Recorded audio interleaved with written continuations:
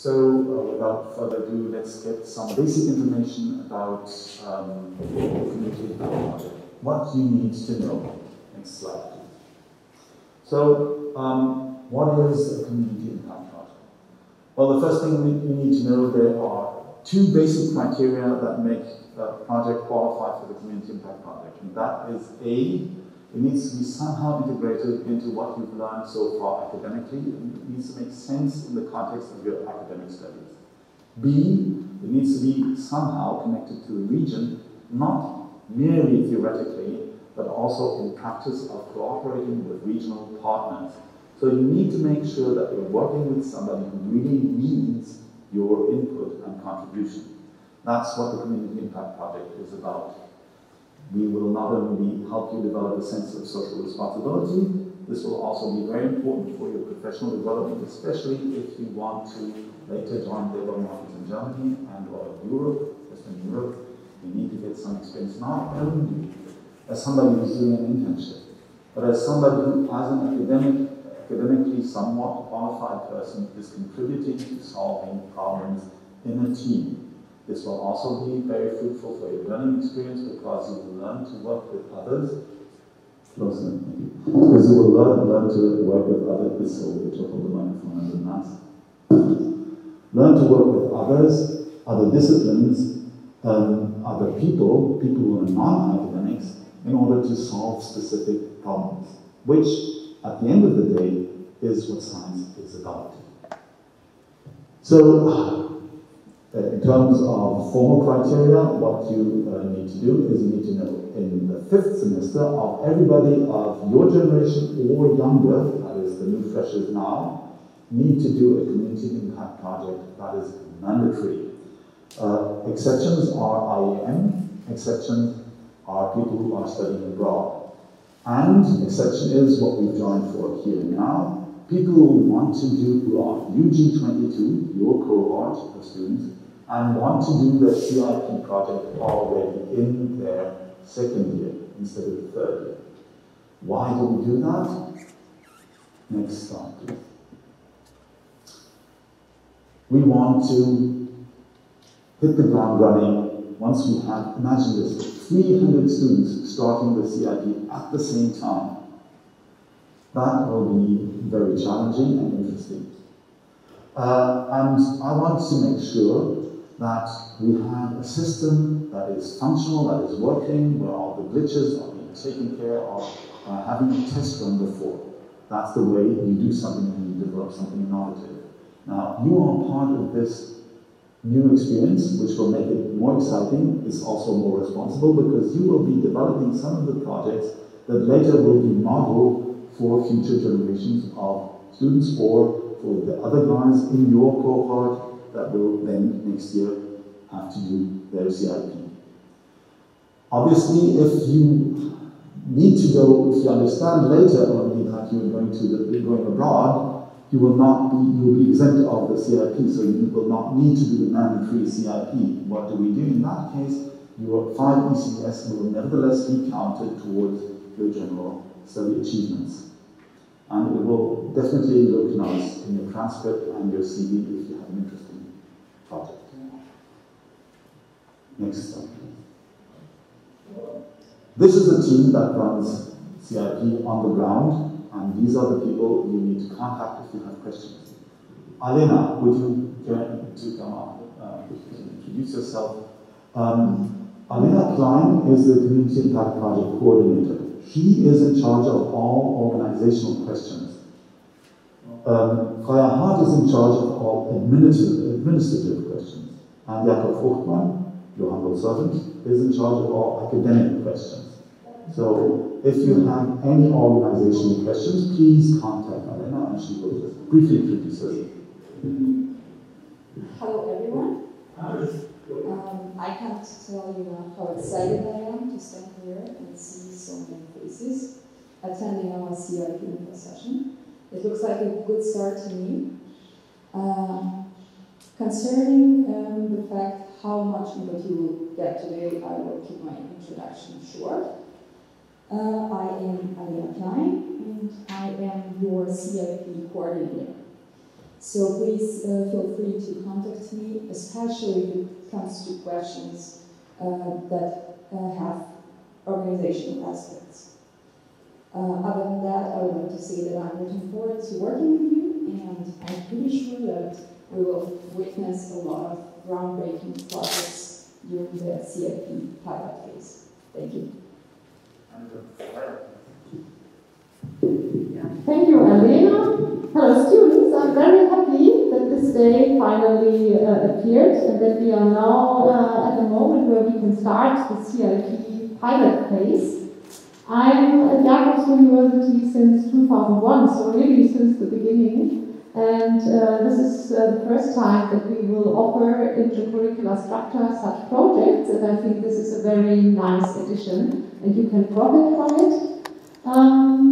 Elena only started here a couple of weeks ago, a couple of days ago, so she will piloting by herself together with you, and I'm her supervisor. I'm responsible for student and teaching services, and you all know me from the many emails I've written in the context of the COVID-19 hygienic restrictions. So this is only part of my obligations, and Alena will help me with setting this up organizationally, and Jakob Hoffmann, of course, academically. And I can only encourage you to take this chance and register for the pilot phase. You should be able to do the registration until September 15, end of drop-out period in CampusNet. Yeah, so this is something you should check. If you are interested, please register. If it doesn't work, get back to us. Thank you. There's somebody online who's not muted. His or her microphone, please. Sasha, mute all. Unmute me. So, next slide, please. What do you need to do to get started? Well, the first thing you do is you need to, next slide, go online and join the CIP team. You all have been notified that you are now a member of this team. And what you then need to do is, next slide, go to the tab on top, and next slide, use the Start Here tab. That one is going to take you to news that, for example, back keys, that, for example, we have acquisitive grant for developing a museum in the context of the CIP. Very, very good news. I'll talk about that in a second. More next slide.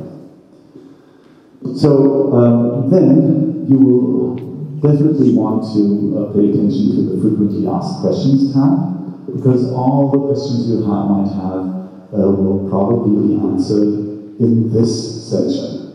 Next, you will want to go through the list of projects, which is also a tab on top. If you, for example, are interested in the project Kita-Keti, which you can see here, and where there's a very short description, then you want to go to the channel that you find on the left-hand side next slide. So, if you go to that channel, you will find more detailed information, and especially get a chance to join the communication about this project, which is very important, because all the self-organization, all the communication you will be doing, and all the digital outcome that you're doing should be taking place not in WhatsApp, not in Slack, but in Teams. Why? Because this way we are automatically generating documents and archives for future generations who want to do a project. And in that way, if 2 years from now somebody wants to join Kita-Keti again, they can read up on what's been happening so far in Slack. Also, importantly, I want you to think about project management a bit. We have students who are volunteering to help with that, and they will develop their managerial skills in this context. But what you need to do is be aware of the deadlines. Now, for example, one of the deadlines that are important is you need to know on which team you are by the end of this week. And you find that in your timeline section, where you find other students to cooperate with, team make feedback session is due in October, for example, meet relevant partners in our region should already be going on in the course of the next 10 days, approximately. So be aware of the deadlines. Next slide, please. So, let me give you a couple of examples. Very briefly, here are 4 examples. Help build the museum portal to the world. I'll explain what that is in a second. Help develop a traffic strategy for Bremen.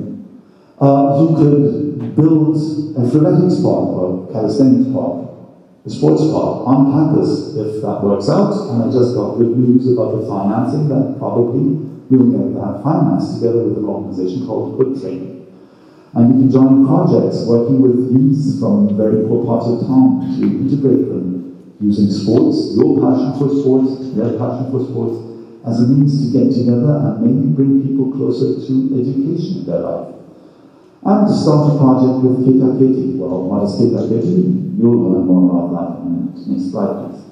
So, Portal to the World is a museum that will be student-run. This is very exciting because that means that a very professional product, hopefully, an interesting museum that will be interesting for our neighbors to come and visit, for people from town to come and see us on campus, will be built by you, the students, with means that are funded by the Jacobs Foundation. You will be doing research in history of campus, history of our neighborhood. You will be exploring the possibilities of doing hybrid excursions, for example. As a portal to the world, you will be equipped with VR equipment here and 360 degrees cameras to join an excursion to a volcano in Italy, which will be live transferred to our museum, where people from the neighborhood can join with VR masks and be on that volcano in real time. That's just one of the examples of things we can do, but importantly, next slide, we will be studying the history of campus. This is Riga, and the campus history is actually really fascinating. It was built by the Nazis, it was a militaristic institution, it was then a refugee camp, and later became, again, a militaristic institution by the United States Army, and then the German Army, before it became the university. This is very interesting to follow, and also has a lot of connections into the world. People who went through here as a refugee camp. Now we are on a campus that is right next door to another refugee camp. There are so many connections into the world, and it's such a small place. That is what this museum is about. Rüdiger Hitter will inform you about the possibilities to join his project in a moment. Next slide. So,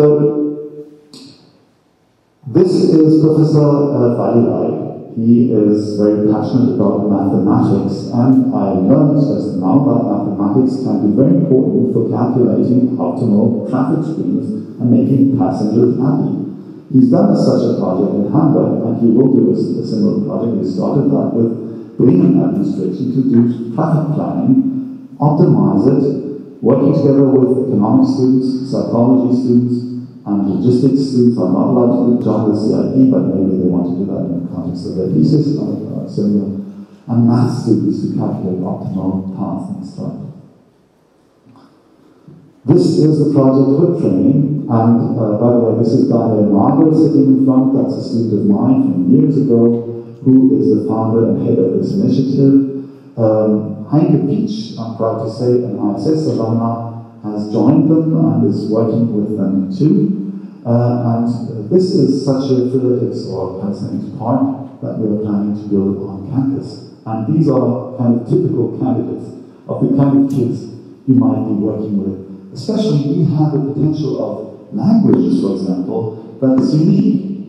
Most of these kids are not German native speakers, and we'll be happy to have people who speak Arab, Turkic, or other languages. Next slide, please.